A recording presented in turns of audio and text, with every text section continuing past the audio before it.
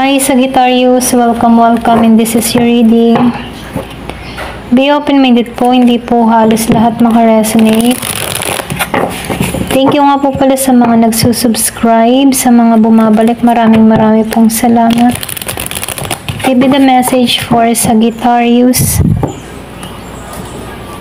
Ano yung mensahe sa'yo, Sagittarius? Ano yung naghihintay sa'yo, Sagittarius? Love reading tayo ngayon. So, tingnan natin kung sino yung magpaparamdam sa'yo ngayong April.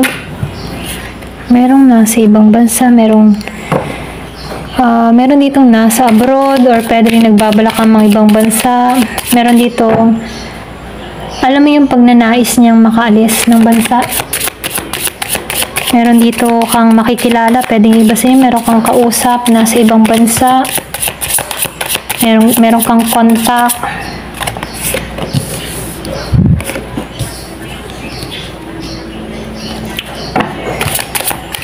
Nakikitaan ko dito, no? Yung iba sa'yo, meron kang napalampas na oportunidad. Yung iba, usaping pera, or pwede rin sabihin na meron ka ditong yung ba tipo na meron ka ditong kausap na sa ibang bansa. Yung iba sa'yo, meron ditong pag-aalok ng pera sa'yo, pero napalampas mo to. Yung iba, ito lang nakikita ko, meron ditong napalampas pagdating sa pera, or pwede rin sabihin, andito ka sa point ng buhay mo na nagkakaroon ka ng problema pagdating sa pera. Iba sa inyo, pwedeng problemado ka ngayon sa pera, meron kang kagagastusan, meron kang gustong bayaran, meron ditong namumblema pagdating sa pera. Ito lang nakikita ko. So, meron na ako nakikitang bagong simula sa'yo. Kahit na problema ka sa pera, no, meron na ako nakikitang parating sa'yo, bagong simula to. So, meron na ako nakikitang pagkikita. Kung ikaw man ay may kausap sa ibang bansa, meron na ako nakikitang pagkikita. So, sinasabihan ka dito na huwag mong i-miss tong oportunidad na to, okay? Iba sa inyo, pwedeng may alok to eh. May alok na pera, may tulong, may pagkalob sa'yo. Mahal ka nito. Iba sa inyo, meron kang kadiling dito na Scorpio, Cancer, Pisces.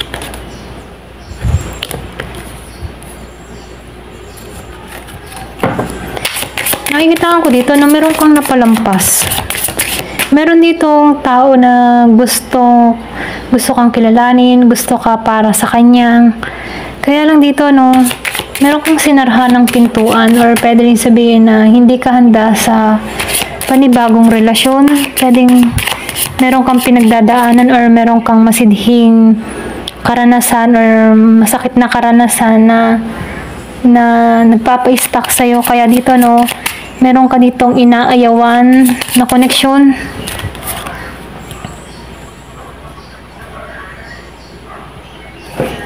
So, nakikita ko dito, kaya yung iba sa inyo, kaya meron ka ditong inaayawan. Meron kang nakausap, o pwede rin meron kang kadiling dito na walang pangarap. Okay?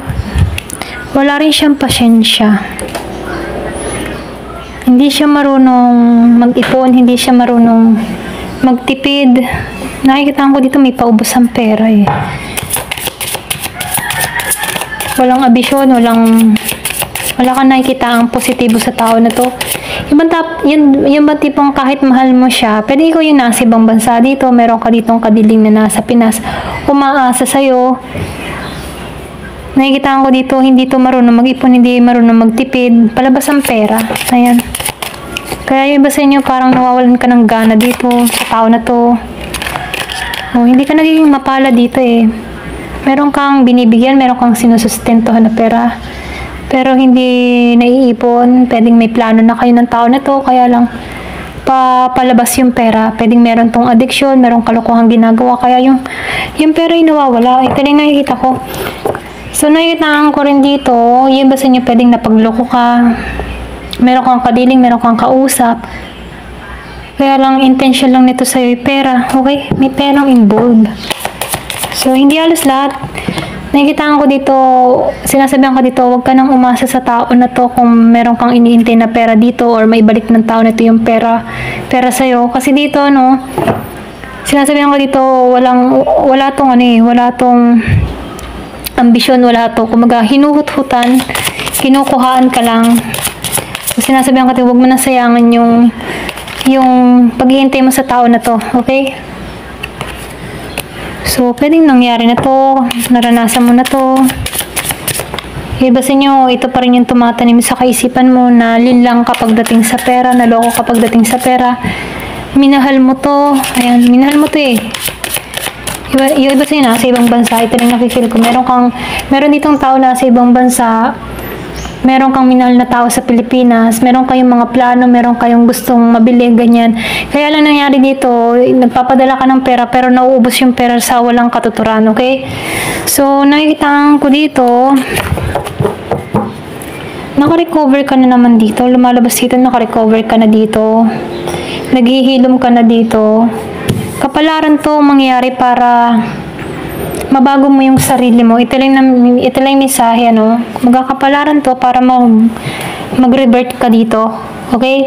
Kasi dito, nagiging kang mapagbigay, mabuti, bigay mo lahat sa tao na to, na kung saan hindi mo nakikita yung sarili mo na naubusan ka na. So, nangyari ito para makita mo yung pagkakamali ng tao nito at para maiayos mo din yung sarili mo dito. Kapalaran ito maganap para magkaroon ng transformation sa'yo. So, lumalabas dito na meron kang tao dito na gugustuhin ka lang dahil sa pera mo. Okay? Iba sa inyo na sa ibang bansa, nagiging maganda or maayos ang kabuhayan mo dito. Kaya lang, meron ka ditong kadiling na nasa Pilipinas. Okay? Na kung saan, pera lang yung habol sa'yo na nauubusan ka dito. Hindi ka nagiging mapalad sa tao na to. Ito lang yung mensahe. Kasi, sarili niya lang yung iniisip niya dito or pera mo lang habol nito. Okay? So, tingnan pa natin dito.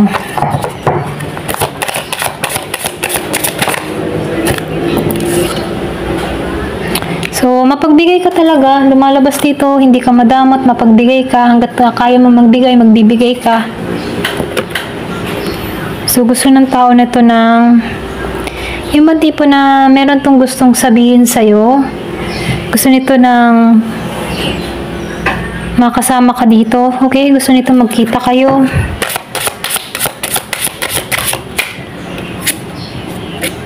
Kaya lang sinasabihan ka dito, tanggalan mo na to.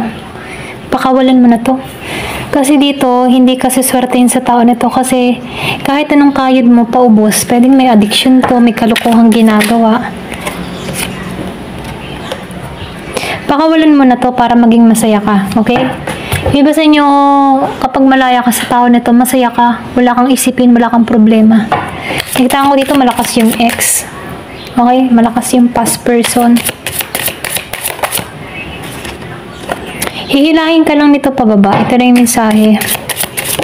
Kaya huwag mong hayaan na hilahin ka pababa. Piliin mo yung kaligayahan mo kasi nakikitaan ko dito, meron ditong parating sa'yo na magbibigay ng equal and balanced na relasyon. So, nakikitaan ko dito yung transformation renewal pagdating sa'yo. Nakikitaan ko dito, kapalaran to, magbabago yung kapalaran mo dito pag inalisan mo na to, okay? Itong taong hinuhut-hutan ka, itong taong kinukuhaan ka, hindi ito nagbibigay ng balance na emosyon, kundi interest niya lang dito yung pera mo, okay?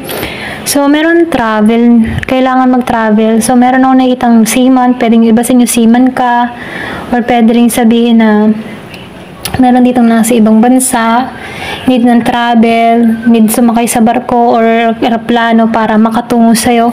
So, meron ako nakikitang timing, oras tumatakbo dito. Ayan, so meron ditong oras na tumatakbo.